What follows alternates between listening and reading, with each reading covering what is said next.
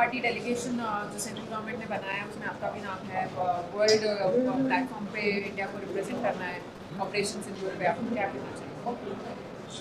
तो मैं तो शुक्रिया अदा करता हूँ और जाहिर है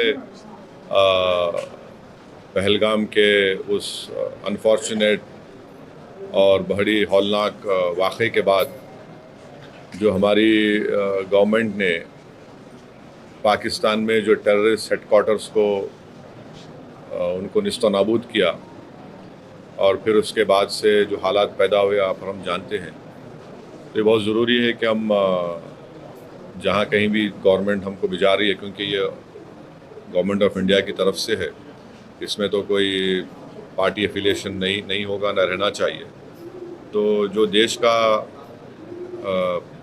देश के हित में जो मुल्क में पाकिस्तान और उनके स्पॉन्सर्ड टेररिस्ट की तरफ से जो हमारे मुल्क में आतंकवादी वाक़यात हो रहे हैं, तो ज़ाहिर है उस पर हम तमाम को जाकर उनको बताना पड़ेगा। और भी डिटेल मीटिंग होगी जाने से पहले हमारी, तो उसमें और डिटेल हमको बातें मालूम होंगी। मगर फ़िलवक़्त तो मुझे लगता है कि हमको तो भारत का जो स्टैंड रहा है कि हम टेररिज्म के ख़िलाफ़ थे, क्योंकि टेररिज्म के हम विक्टिम रहे हैं और ख़ास तौर से एक पड़ोसी मुल्क बार बार हमारे मुल्क में आतंकवाद बोलिए, दहशतगर्दी को यहाँ पर प्रमोट करता है, सरपरस्ती करता है। तो ये उनको इन तमाम एक इम्पॉर्टेंट काम है और इंशाल्लाह मैं तो पूरी कोशिश करूँगा इस जिम्मेदारी को अच्छी तरह निभाने की। तो कितनी ज़रूरत लगती है इस तरह के डेलीगेशंस को जो है इस वक्त में जाना और दुनिया को बताना, बाकी देशों को? देखिए, पहले भी जब अटल बिहारी वाजपेयी वज़ीर आज़म थे, फिर उसके बाद एक डेलीगेशन गया था, फिर उसके बाद 2008 में जब 26/11 का हुआ, उसमें भी उस वक्त डॉक्टर मनमोहन सिंह की सरकार ने एक डेलीगेशन भिजाया था। तो ये हमारी जिम्मेदारी है, हम पब्लिक के रिप्रेजेंटेटिव हैं, जनता ने हमको चुनकर भिजाया है, तो चुनकर सिर्फ यही नहीं भिजाया कि हम सिर्फ अपने कॉन्स्टिट्यूंसी के बारे में बात करें, बल्कि हम लोग भारत की आवाम को रिप्रेजेंट करते हैं। और आज भारत की आवाम बेचैन है, तकलीफ़ में है, और ख़ास तौर से बेचैन और तकलीफ़ में इसलिए है क्योंकि वक्तन फ़ौक़तन ये दहशतगर्दी के, आतंकवाद के वाक़यात होते हैं। और पहलगाम के बाद तो इस देश में बहुत ज़्यादा सब भारत के लोग यूनाइटेड हैं कि टेररिज्म को ख़त्म होना चाहिए।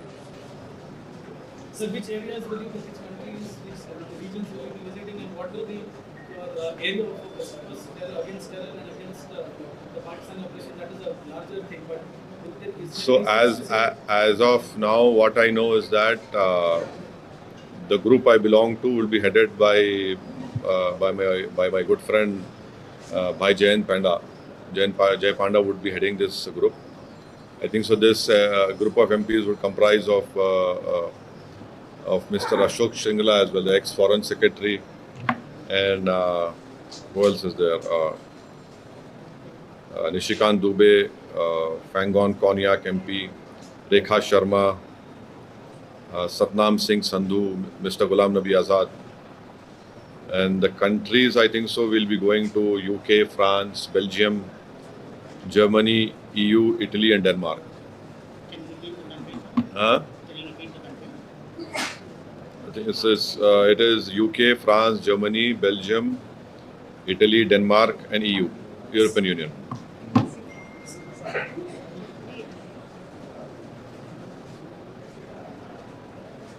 So, इसके बाद फिर से कोई सरकार के साथ मीटिंग होगी सर आपकी? नहीं मालूम, अब जाने से पहले तो मीटिंग होनी चाहिए। सर, इस डेलीगेशन को लेकर भी कहीं ना कहीं सवाल उठ रहे हैं। कांग्रेस की एक लिस्ट आती है, शशि थरूर का नाम नहीं होता, अभी आया है इसमें शशि थरूर जी का नाम है। इस पर जो जिस तरीके से अभी पूरी राजनीति चल रही है उस पर क्या? मेरी पार्टी का मेरे से पूछो, आप दूसरी पार्टी में नहीं, क्योंकि डेलीगेशन के आप भी मेंबर। अरे नहीं, तो आप पार्टी का पूछ रहे ना, मैं कैसे बोलूँगा दूसरी पार्टी के बारे में? डेलीगेशन मेंबर्स में लिस्ट को लेकर पार्टी से पूछ लो, वो जो पार्टी के है मैं कैसे बोलूँगा दूसरी पार्टी के बारे में? मैं तो बताएंगे, वो आजकल बताएंगे। तो पाकिस्तान जिस तरीके से खासकर वहाँ पे जो नेता है जिस तरीके से बयान दे रहे हैं और कई बातें जो है झूठ भी जो बता रहे हैं, उसको लेकर कैसे देख रहे हैं आप? अरे झूठे हैं वो, कब सच बोले? झूठ की बुनियाद पे देश बनाए स्वयं वो लोग, तो झूठ ही बोलेंगे ना। झूठ बोलेंगे, बकवास करेंगे, बार बार डराने की कोशिश करेंगे हमारे पास न्यूक्लियर बॉम्ब है। ईरान के पास भी न्यूक्लियर बॉम्ब है, इसराइल के पास भी है। क्या दोनों रुक रहे क्या? एक दूसरे को मार रहे बराबर। न्यूक्लियर बॉम्ब है तो हम क्या करेंगे? आप क्या वो करेंगे क्या? How do you see the role of Turkey in this whole conflict? There are reports that at least 2 of their men also either injured or killed in action in Pakistan.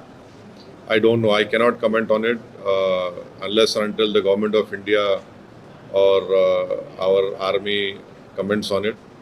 But I can only say that the Turkey must reconsider their stand of supporting Pakistan, and Turkey we must remind Turkey also that there is a bank called Ish Bank,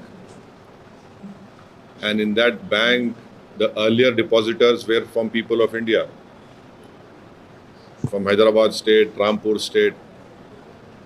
There are many historical connections with India, and you must know that till 1990 Turkish language was taught in Ladakh area. You know, we must also tell them that till 1923, if I am not wrong, or till 1920s, northern Turkey people used to come to Ladakh, and then from there they used to go to Mumbai to perform their Hajj.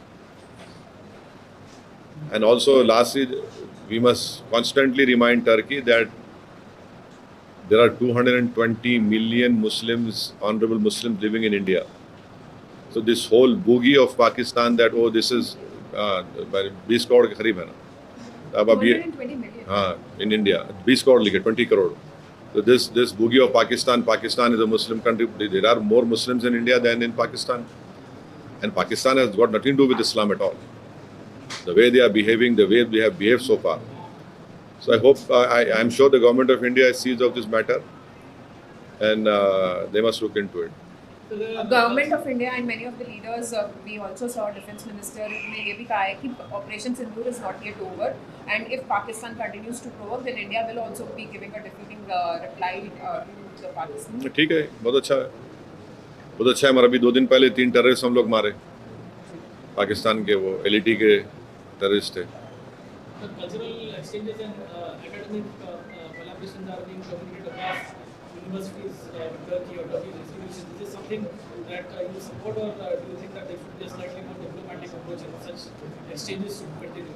No, the universities are autonomous universities. They are taking a decision.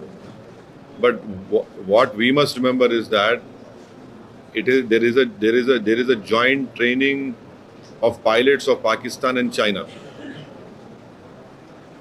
Right, and secondly, the majority of Pakistan military equipment is Chinese, more than 60-70%. Thirdly, these aircrafts which the Pakistanis are flying are leased Chinese aircraft. We are stuck with China at Galwan. 50,000 soldiers are right now placed over there in a tough terrain. This also we'll have to keep in mind.